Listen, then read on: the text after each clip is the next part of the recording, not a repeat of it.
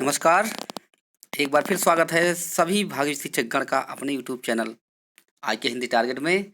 जी हाँ, माध्यमिक शिक्षा सेवा चयन बोर्ड प्रयागराज हिंदी टीजीटी साक्षात्कार 8/12/2020 यानी आज के दिन पूछे गए आयोग द्वारा पूछे गए सवाल। जी हाँ, आज क्या पूछा गया, कौन सा सवाल पूछा गया, हम आपको दिखाने वाले हैं। तो चलिए चैनल को सब्सक्राइब कर दीजिए, लाइक कर दीजिए, बेल आइकन को दबा दीजिए ताकि आने वाले सारे नोटिफिकेशन आपको मिलते रहें। लेकिन उससे पहले हम आपको एक शख्स से मिलवाना चाहते हैं जो अपना योगदान दिए हैं एक व्यक्ति एक नौकरी में। तो उनसे मिलवाना चाहते हैं। देखिए कौन है वो व्यक्ति जिन्होंने अपना योगदान दिया है, एक सीट को छोड़ा है। उनका इंटरव्यू कल है, वो इंटरव्यू छोड़ रहे हैं, तो उनसे मिलवाते हैं।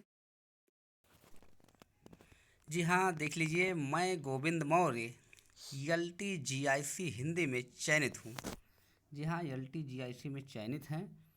मेरा चयन TGT में 114 यानी 8 को छोड़ के टोटल मिला के 122 प्रश्न हैं। अतः मैं अपना इंटरव्यू छोड़ रहा हूँ जिससे मेरे एक भाई को नौकरी मिल सके। मेरा इंटरव्यू 9/12/2020 को है, यानी कल इनका इंटरव्यू है और ये इंटरव्यू अपना छोड़ रहे हैं। तो ये भाई के लिए जितनी भी तारीफ़ की जाए उतना कम है। तो हमारी तरफ से इनको बहुत बहुत धन्यवाद। और ये इंटरव्यू छोड़ रहे हैं तो समझ लीजिए सबके लिए क्या है, एक अमृत की तरह काम करेगा। तो जितने लोग इंटरव्यू जिनका LT में हुआ है वो छोड़ रहे हैं, समझ लीजिए वो आधुनिक युग के भगवान के रूप में हैं।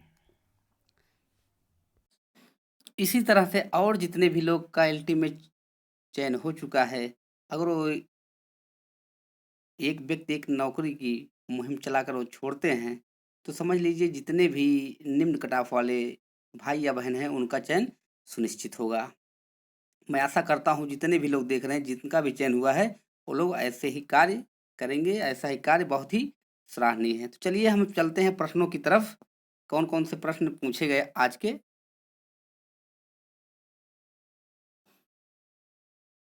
प्रश्न पूछा गया कि जिस तरह तुलसी ने रामचरितमानस लिखा है वैसे और कवियों के नाम बताइए। जी हाँ, जिस तरह तुलसी ने रामचरितमानस लिखा वैसे और कवियों के नाम बताइए। तो आप लोग जान रहे हैं, इसको बताने की जरूरत नहीं है, तो आप लोग इसको बढ़िया से पढ़ लीजिए। फिर इसके बाद क्या पूछा गया, नाभा दास की रचना का नाम बताइए। नाभा दास ने 2-3 रचनाएं लिखी हैं, आप सब अच्छी तरह से जान रहे हैं और हम अपने वीडियो में उसको बार बार बताए हैं। तीसरा प्रश्न क्या पूछा गया इनसे, राम को नायक मानकर लिखे गए काव्य ग्रंथ और उसके लेखक का नाम बताइए। जी हाँ, राम को नायक किस किस ग्रंथ में माना गया है, उसके लेखक और नाम बताइए। इसी तरह से आपको तैयारी करना, अगर तुलसी के बारे में पूछा गया है तो इसी तरह से आप पढ़ के जाइए। इनसे कहीं पूछा गया है क्योंकि बताए थे कि मतलब कोई भी मतलब पूरा हम टॉपिक पढ़ के जाए, कहीं से भी पूछ सकते हैं। कागज बिहारी के दोहे के बारे में यह वाक्य क्यों कहा गया कि गागर में सागर भरना है। उनको कहा था ना गागर में सागर भरना है। एक बिहारी कवि है जो गागर में सागर भरते थे। तो आप लोग जान रहे हैं गागर में सागर तो आ नहीं सकता, लेकिन उसका अर्थ क्या है आप लोग जान रहे हैं। पांचवा प्रश्न, बिहारी के एक दोहे बताकर स्पष्ट कीजिए। जी हाँ, बिहारी के एक दोहे बताकर, कबीर के एक दोहे बताकर, जायसी के, रहीम के, रसखान के, सूरदास के, प्रेमचंद के, रामचंद्र शुक्ल, किसी का भी आपसे पूछा जा सकता है। एक दोहा पढ़िए या कोई युक्त बताइए, उसको स्पष्ट करिए। स्पष्ट करने का मतलब उसको व्याख्या करिए, उसमें जो शब्द कठिन शब्द है उसका निवारण आपको करना है। तो ऐसे करवा रहे हैं तो आपके लिए ज़्यादा समस्या नहीं, आप लगातार तैयारी कर रहे हैं।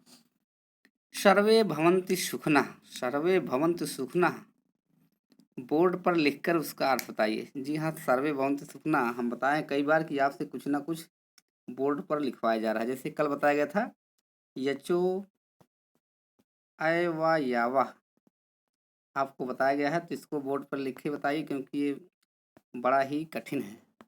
उसी तरह से इसमें बताया गया सर्वे भवन्तु सुखिनः, बोर्ड पर लिखकर उसका अर्थ बताना है। तो आप लोग अर्थ इसको जान लीजिए, याद कर लीजिए, सर्वे भवन्तु सुखिनः। कोई एक पद सुनाइए। पद तो आपको सुनाना है, चाहे जो हो, चाहे पुरुष हो या महिला, पद सबसे सुना जा रहा है।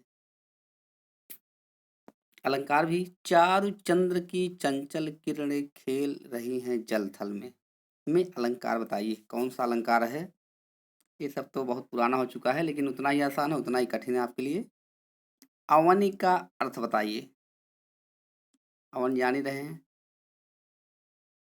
गंगा का पर्यायवाची बताइए। कई बार हम अपने वीडियो में बताए हैं कि गंगा का पर्यायवाची याद कर लीजिए, तोता का याद कर लीजिए, ब्रह्मा का, विष्णु का, कामदेव का, कुबेर का। ये सब पर्यायवाची आप थोड़ा थोड़ा जानिए। गधा का पर्यायवाची आप जरूर याद कर लीजिए, क्योंकि वो गधा का पर्यायवाची जरूर पूछते हैं। पृथ्वी की पर्यायवाची, यहाँ गलत लिखा गया लेकिन ठीक है। पृथ्वी का पर्यायवाची बताइए, पर्यायवाची बताइए। इनसे पूछा गया 2-3, पृथ्वी का पर्यायवाची बताइए। एक प्रश्न इनसे और पूछा गया, उसको हम दिखाते हैं आपको। देख लीजिए, एक प्रश्न और है, अनुप्रास अलंकार पढ़कर नहीं पढ़ाकर उदाहरण स्पष्ट कीजिए। जी हाँ, अनुप्रास अलंकार पढ़ाकर उदाहरण स्पष्ट कीजिए। अब चलते हैं दूसरी तरफ। दूसरे एक हमारे दोस्त का आज इंटरव्यू था, उनसे क्या पूछा गया आपको दिखाते हैं उनको। उनसे क्या पूछा गया, और तो आप देख सकते हैं कि विवेक कुमार जी खुश नज़र आ रहे हैं। इनका इंटरव्यू आज था फर्स्ट मीटिंग में, और इनका इंटरव्यू अच्छा गया है। तो इनसे क्या पूछा गया, तो इन्होंने अपना जवाब एक पन्ने पर लिख कर दिए हैं कि सर जी हमसे यही पूछा गया। तो हम इनके सवाल जो थे उनको हम दिखाते हैं क्या क्या पूछा गया विवेक कुमार जी से। तो इनको भी हमारी तरफ से अनंत बधाइयाँ, शुभकामनाएं हों, इनका एक सीट सुनिश्चित हो। जिनका भी इंटरव्यू हो जा रहा है, अपने अपने एक सीट के लिए तैयार रहें, उनको कहीं ना कहीं एक सीट मिलने वाला है, अगर इंटरव्यू अच्छा आपका गया हुआ है तो। और सबका इंटरव्यू अच्छा जा रहा है, हमें आशा है कि सब लोग अच्छे से वहाँ बता रहे हैं। चलिए देखते हैं क्या इनसे पूछा गया।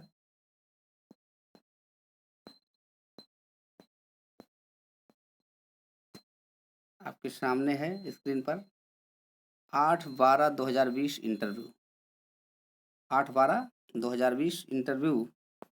इनसे पूछा गया क्या पढ़कर आए हैं। भाई ये तो सबसे पूछा जा रहा है क्या पढ़कर आप आए हैं, नहीं पूछ रहे तब भी आपको बताना कि हम यही पढ़कर आए हैं। छायावाद नाम क्यों पड़ा। इन्होंने छायावाद तैयार किए थे, और इनसे छायावाद से ही सारे प्रश्न पूछ कर इनका इंटरव्यू समाप्त हो गया। यानी जो भी आप बता देंगे कोई भी टॉपिक, वहीं से आपको पूछ के वहीं समाप्त कर दे रहे हैं ज़्यादातर। अगर सर्वज्ञ बताते हैं सर्वज्ञ, तो कहीं से भी पूछा जा सकता है।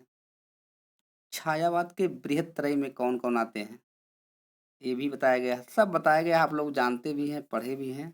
कोई जरूरी नहीं कि हम बताएं तभी आप जान रहे हैं, आप पढ़े भी हैं। लेकिन हम बताएं हैं कैसे कैसे पूछा जा रहा है, तो वही वही प्रश्न लगभग लगभग पूछे जा रहे हैं। छायावाद के बृहत त्रयी में कौन कौन आते हैं। अब इसके साथ साथ यहाँ लघुत्रयी भी पूछ लिया गया। छायावाद के लघुत्रयी में कौन कौन आते हैं। कामायनी नाम क्यों पड़ा, क्या पूछा गया, कामायनी नाम क्यों पड़ा। फिर इसके बाद पूछा है कामायनी में सर्गों की संख्या बताइए, नाम। संख्या आप लोग जान रहे हैं और नाम भी बताए थे, सब एकदम क्रम से याद कर लीजिए। कामायनी में कितने सर्ग हैं, आप उनकी संख्या बताइए। रामानंद कितने शिष्य हैं, सभी के नाम बताइए। नाथों की संख्या कितनी है, नाम बताइए। आलवारों की संख्या कितनी है, उसको रट लीजिए। सात्विक भाव कितने हैं, उसको रट लीजिए। संचारी भाव कितने, उसको जान लीजिए। संचारी भाव आपसे पूछा तो नहीं जाएगा, लेकिन पीजीटी में पूछ लिया गया था, तो आप निश्चिंत रहिए। 33 उनको भी नहीं आता, तो आप उसमें 10-20 बता के 2-4-10 बता देंगे तो काम हो जाएगा। कामायनी के पात्रों को बताइए। जी हाँ, कामायनी के पात्र कौन कौन हैं, ये सब तो आप जाने रहे। अगर पीजीटी टीजीटी की तैयारी करके यहाँ तक आए हैं तो ये सब प्रश्न एकदम आसान है, उसमें आपको घबराने की जरूरत नहीं है। और क्या पूछा गया, जयशंकर प्रसाद की कहानी के नाम बताइए। तो आप जान ही रहे जयशंकर प्रसाद की कहानी के नाम, क्या क्या कहानियां हैं जयशंकर प्रसाद की। फिर इसके बाद पूछा गया पुरस्कार कहानी का विषय क्या है। जी हाँ, पुरस्कार जो कहानी है उसका विषय क्या है आप पढ़े होंगे 6, 7, 8 में जो भी होगा। पुरस्कार कहानी का विषय इन्होंने अपने हिसाब से बताया। अगला प्रश्न पूछा गया, ममता कहानी का उद्देश्य बताइए। क्या उद्देश्य है ममता कहानी का? ये प्रश्न पूछा गया। और आते आते लास्ट में पूछा गया, निराला की कविता सुनाइए। तो हम बताए हैं ना, कविता से आपको बचना नहीं है। कोई भी कविता से बच के वहाँ आ नहीं सकता, सबको कविता सुनाना है, किसी का भी। और लास्ट में एक प्रश्न और किया गया, वह तोड़ती वह पत्थर क्यों तोड़ रही थी? यानी इन्होंने वही कविता सुनाया, वह तोड़ती पत्थर, मैंने देखा था उनको इलाहाबाद के पथ पर। तो पूछे कि वह पत्थर क्यों तोड़ रही थी। ये सब प्रश्न किए गए विवेक जी से, और विवेक जी का भी इंटरव्यू अच्छा गया। तो आज के लिए हम इतना ही। फिर जब कल इंटरव्यू होगा तो उसको लेके हम शाम तक फिर हाजिर होंगे। तब तक के लिए धन्यवाद। हाँ, एक बात और, जिनका जिनका कल इंटरव्यू होगा तो इस नंबर पर व्हाट्सएप कर सकते हैं या फ़ोन कर सकते हैं, 63 066 61 62। एक बार वो कॉल करके हमें बता सकते हैं, या इसी तरह से एक पेज पर लिखकर हमारे व्हाट्सएप पे भेज देंगे तो बहुत अच्छा होगा, ताकि सबको हम ये बातें बता सकें।